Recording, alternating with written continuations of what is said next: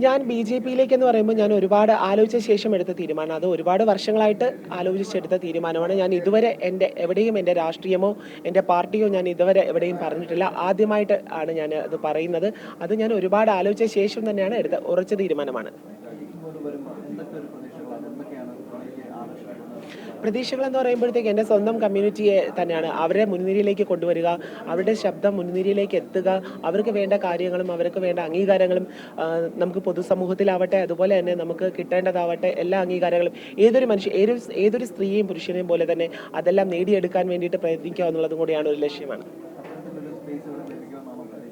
അങ്ങനെ ഒരു സ്പേസ് ലഭിക്കണം എന്ന് ഞാൻ പറയുന്നില്ല, അങ്ങനെ ഒരു സ്പേസ് വേണമെന്ന് ആഗ്രഹിക്കുന്നില്ല. പക്ഷേ ഈ പാർട്ടിയിൽ നിന്നുകൊണ്ട് എനിക്ക് ആ ഒരു സ്പേസ് ഉണ്ടാക്കിയെടുക്കാൻ സാധിക്കുമെന്ന് ആഗ്രഹിക്കുന്നുണ്ട്. ആകർഷിച്ചതല്ല, ആദ്യം തന്നെ പറയുകയാണെങ്കിൽ ശ്രീ സുരേഷ് ഗോപി സാറ്, പുള്ളിക്കാരൻ്റെ ഒരുപാട് സപ്പോർട്ടും സഹകരണവും ഒക്കെ ഉണ്ടായിട്ടുണ്ട്. ഇപ്പോൾ കമ്മ്യൂണിറ്റിക്ക് വേണ്ട സർജറി കാര്യങ്ങളൊക്കെ ആവട്ടെ, അതിന് വേണ്ടിയിട്ടുള്ളൊരു പുള്ളിക്കാരൻ്റെ ഫണ്ടിൽ നിന്ന് അതുപോലൊരു ഫണ്ടും ഒക്കെ തന്നിട്ടുണ്ട്. അതുപോലെ തന്നെ രാജീവ് ചന്ദ്രശേഖർജി ആവട്ടെ, അതുപോലെ ഒത്തിരി വ്യക്തികൾ അതിന് സ്വാധീനം ചെലുത്തിയിട്ടുണ്ട്.